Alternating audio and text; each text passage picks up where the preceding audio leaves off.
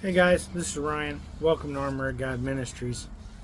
Have you ever met those people that just whine and complain all the time?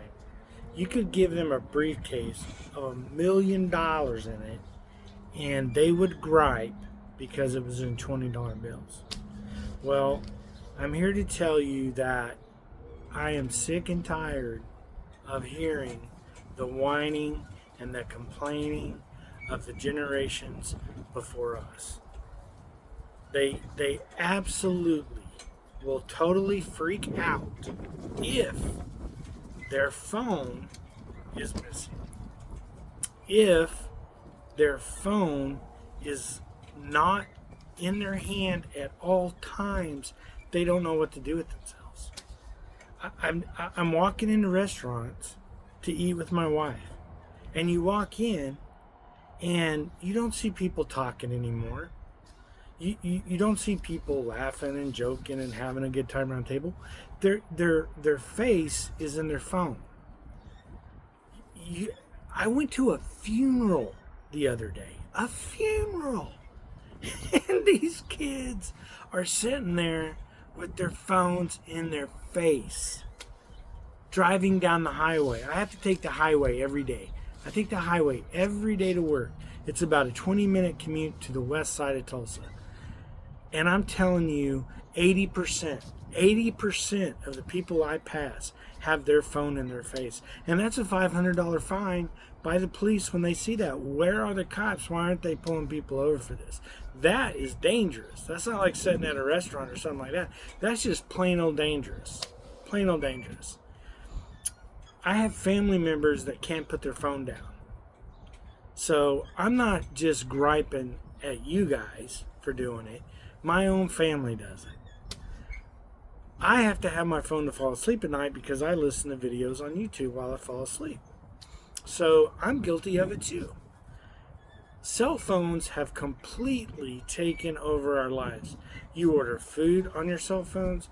You order your groceries on your cell phone. You order your clothes, your books. You watch your movies. You watch videos. You listen to audiobooks, all from your cell phone.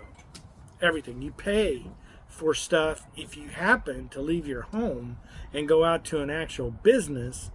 You can pay for your groceries or whatever with your cell phone. You can pre-check out what you're pulling off the shelf by scanning the barcode in that company's app, and when you walk through the little metal airport thing look like it rings it up automatically right off your phone.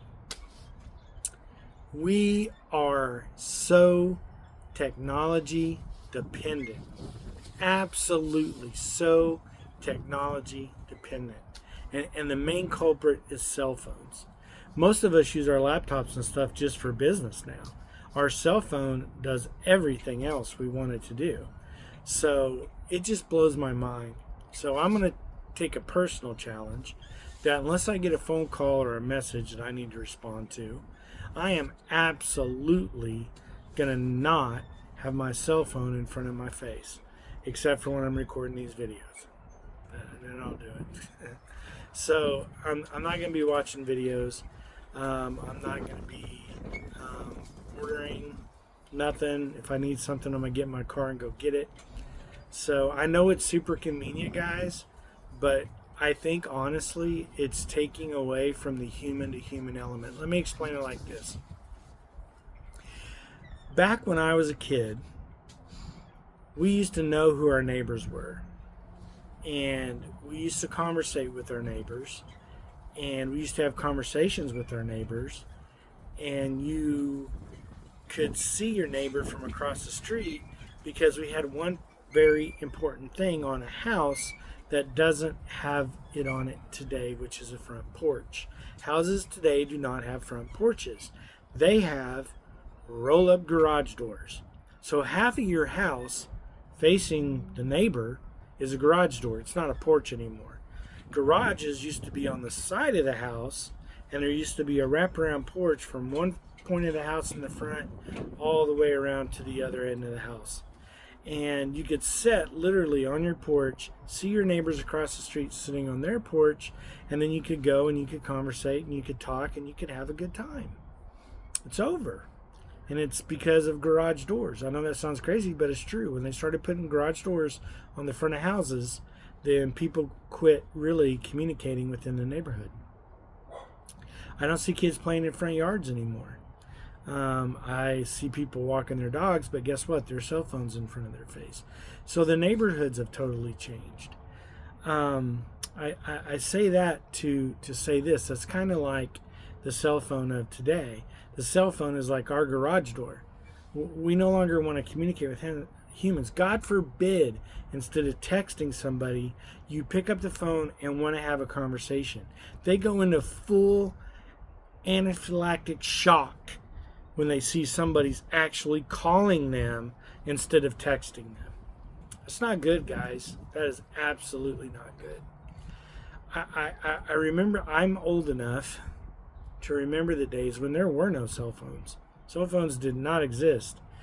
You had a phone hooked to a wall with a cord on it. And then they went to cordless phones, which means you could kind of walk around your house and talk on the phone. And then came cell phones, which actually had a cord on them because they were in a car. You picked it up and got your dose of radiation for the day and then hung up the phone. So, anyway, I'm not griping. I'm just saying sometimes it's okay to put your cell phone away. It's okay to turn the TV off. It's okay to take your dog out for a walk and leave your cell phone at the house. You're not going to miss anything.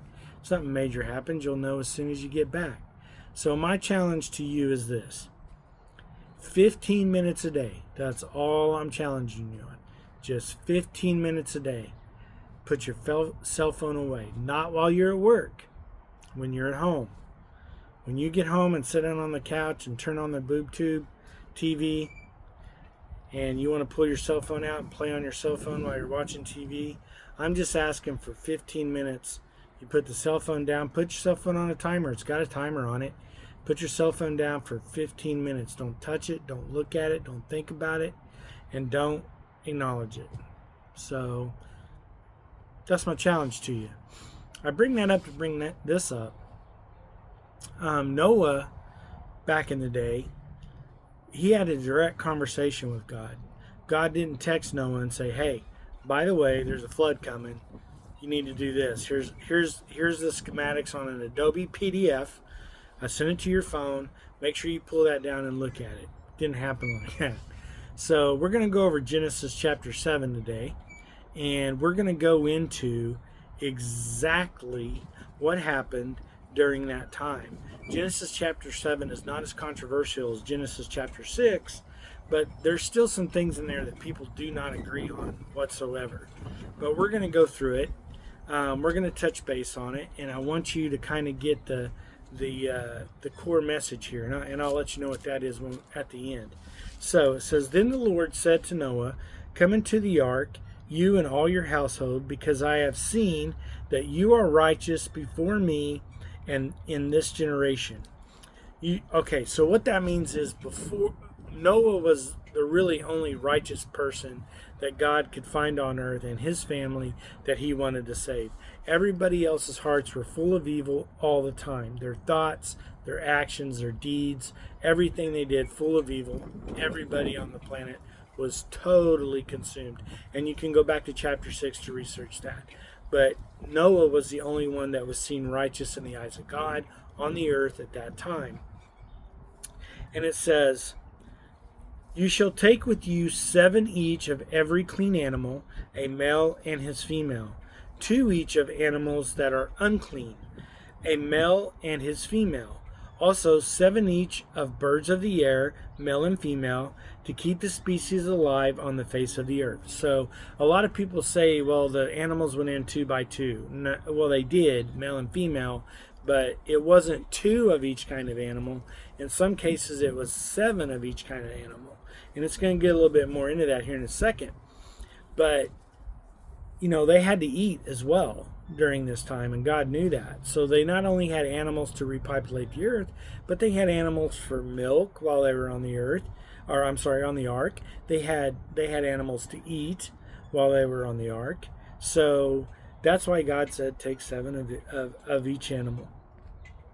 And he said, for after 7 more days I will cause it to rain on the earth 40 days and 40 nights, and I will destroy from the face of the earth all living things that I have made. So a couple of things there. Number one, it had not rained up until the flood. It had never rained on the planet. And the reason why is because the firmament in the sky was solid rain or ice. Depends on who you talk to. But there was a deep core of moisture that surrounded the earth. And a lot of scholars believe that that's how people lived so long back then, is because the sun's rays, even though they could come through, the moisture within the atmosphere would negate a lot of the radiation that was coming through with that. So we're not going to get too deep into that, but that's the philosophy that I believe. I think that's why people live so long, is because they weren't subject to the radiation that we're subject to today. And it said, I will destroy from the face of the earth all living things that I have made. So he tells you right there that he's made all living things. So it's a creation type statement from God. I created them. I'm going to destroy them. This includes the humans. This includes the animals that were left behind. You did not want to be, I'm sure those animals were rushing to get on the ark. And by the way, Noah didn't go out and find them. God brought them there. So, but I'm sure that maybe there was some competition. In other words, you didn't want to be the third monkey fighting to get on the ark. So, and Noah did according to all that the Lord commanded him. Noah was 600 years old when the flood waters were on the earth. And we just talked about the age and how that was affected. It says, so Noah with his sons, his wife, and his sons' wives went into the ark because of the waters of the flood. Of each animals, of animals that are unclean, of birds, and of everything that creeps on the earth, 2 by 2, they went into the ark of Noah, male and female, as God had commanded Noah. So that's where you get the 2 by 2. That's where people sometimes get mixed up, and they think, oh, it was just 2 of each kind of animal. It wasn't just 2 of each kind of animal. They went in 2 by 2, but it wasn't just, they went in male and female, 2 by 2. So let's say you had 7 different types of wolves or dog. So you would have each type of dog. Or maybe you would have 2 types of dogs or 3 types of dogs, but you would have 7 sets coming in to Noah's Ark of those animals. So it said, and a lot of people say, well, that's impossible. There's no way you could get every kind of animal, species, snake, insect, bird, blah, blah, blah, onto the ark. I'm here to tell you, you can. It's mathematically possible. And everything can come down to math. You can break everything down to math. You can break the weight of that ship with everybody on it down. You can break the space down because God gave the actual dimensions of exactly the size of the ark and how large he wanted it to be, 3 stories tall. So you can break all that down. And then, to put a cherry on top, I went to Kentucky and I saw the exact replica of Noah's Ark to the dimensions, exact dimensions mentioned in the Bible. When you get on that ark in Kentucky, if you haven't gone, you need to go. If you have not got on that ark and looked for yourself, you have no idea the size and scope of what God asked Noah to build. It was huge, absolutely huge. So anyway, the math computes. You can do it. And also what you got to remember is there wasn't the number of species on the earth then that there are today. So cut that down by about 75%, and then you're probably somewhere in the ballpark, maybe less than that of what there is today. So, and it came to pass after 7 days that the waters of the flood were on the earth. In the 600th year of Noah's life, in the 2nd month, the 7th day of the month, On that day, all the fountains of the great deep were broken up, and the windows of heaven were opened, and the rain was on the earth 40 days and 40 nights. Okay, so it says that the fountains of the great deep. So that means all the water in the ground. All the water in the ground, like Old Faithful at Yellowstone. The fountain that shoots up every like 15 minutes or whatever, hour, or whatever, however much time it takes. All the waters, the underground water broke up and came to the surface of the earth. That is millions and millions and millions of tons of water out of the earth. So now all those caverns are empty of water. They're totally emptied out, which would have caused, not only would it cause a flood, but tremendous earthquakes. Volcanoes would have been going off. I'm telling you, it would have been a bad day for the people outside of Noah's Ark. And it says the windows of heaven were opened. Okay, so think about that for a second. So God in Genesis chapter 1 said he would create the firmaments in the heavens. And it says the heavens, or the windows of the heavens were opened. So it means that the firmaments were released. All of that moisture in the atmosphere that surrounded the entire earth, it had never rained to this day, came down. He brought the firmament down to earth. In other words, he released the water. That's it. The firmament, the barrier between us and the sun's rays, gone. That day, gone. Absolutely. I can't even imagine the torrential rain that was coming down at that time. So if you can imagine probably, 1,000 feet of nothing but water all the way around the planet starting to dump on top of you all at one time. And all of the water under the earth coming up all at the same time. Continents would have split, volcanoes going on, major earthquakes. It would have caused absolutely tremendous damage. And it says, on the very same day, Noah and Noah's sons, Shem, Ham, and Japheth, and Noah's wife, and the 3 wives of his sons with them entered the ark. They and every beast after its kind, all cattle after their kind, every creeping thing that creeps on the earth after its kind, and every bird after its kind, every bird of every sort. And they went into the ark, and they went into the ark to Noah, 2 by 2, of all flesh in which is the breath of life. So basically, anything that had God's breath. So if you remember when Adam was created, God breathed the breath of life into him. He did the same thing with the creatures he made. So any creature that had God's breath of life in it, or God's spirit, was, that's what that means. So any creature that's breathing God's breath of life, is coming onto the ark. So those that entered, male and female of all flesh, went in as God had commanded him, and the Lord shut him in. So God came down, everybody got in, Noah, his family, the animals, and God came down and shut them in. So wherever the door was, or however they did this, God closed it and sealed it. So it says, now the flood was on the earth 40 days, the waters increased and lifted up the ark, and it rose high above the earth. The waters prevailed and greatly increased on the earth, and the ark moved about on the surface of the waters. And the waters prevailed exceedingly on the earth, and all the hills under the whole heavens were covered. The waters prevailed 15 cubits upward, and the mountains were covered.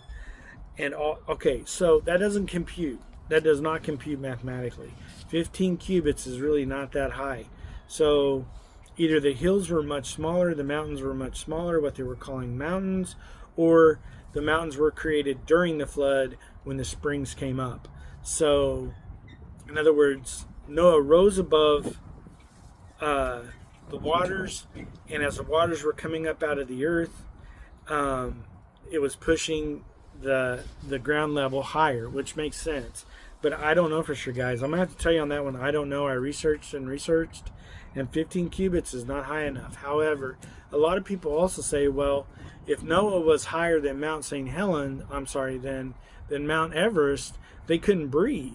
That part does compute, because the oxygen level at that time was so much higher than it is now on the planet that, yeah, they probably could breathe without any problem. So keep that in mind. But as far as the 15 cubits and covering all the mountains, I don't know. God said it happened, so it happened. How it happened, I'm not 100% sure.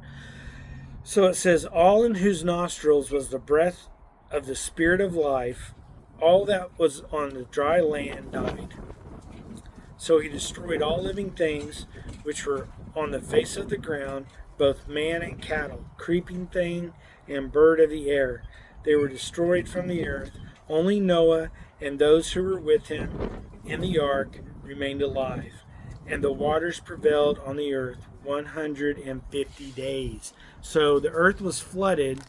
The earth was flooded for 150 days. So that's a pretty long time, and to be on the ark. So they would have had to have, of course, food, fresh water, milk, things of that nature to survive. So some of the animals probably got eaten on the ark. So let's get to some conclusions here now. One, is it possible? Yes. What was described in the Bible is mathematically impossible, and the only issue that I couldn't really hammer down was the 15 cubits high, because that's actually not that high. So I don't understand that one. But bottom line is that it did happen. They did bring the animals on the ark. Is it possible to fit that many animals and creatures and humans on the ark? Absolutely. And I absolutely advise that you go see the ark in Kentucky and check it out for yourself and make your own decision. But I guarantee you, once you see that, not only would they have been able to get all the animals on, there would have been plenty of room left over. Not even kidding. So you need to go check that out. It's pretty amazing. So final point is this: what is the capstone? What is the meaning of this chapter? The meaning of this chapter is a couple of things. One, God is always going to take care of the righteous. God is always going to take care of his children. If you are a child of God, if you've accepted Christ as your Lord and Savior, if you said, Lord, I accept you as my Lord and Savior, I believe you died on the cross, I believe you're the Son of God, were resurrected back to life, forgive me of my sins, I repent and accept you as my Lord and Savior. If you've done that, you're one of the righteous. You're covered in grace. How can you say that? Or you're covered in grace. You are a star on the earth to God. What that means is like when we're standing out at night and we look up into the black sky and we see the stars, that's the way God sees us on earth. When he looks down, he can see every single one of us, and we are the righteous. So God will always take care of his children. And I know a lot of people go through stuff.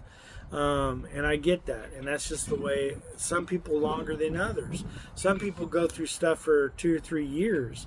Some people go through stuff, almost it's there and it's over, a month, So they have financial problems, they have kids that may be addicted to drugs and they're fighting that. But God never leaves you. God never leaves you if you're one of his children, and he will work through people on this planet to help you in your situation. You just got to reach out and ask for it. So anyway, I hope you all liked the video. If you did, please like and share.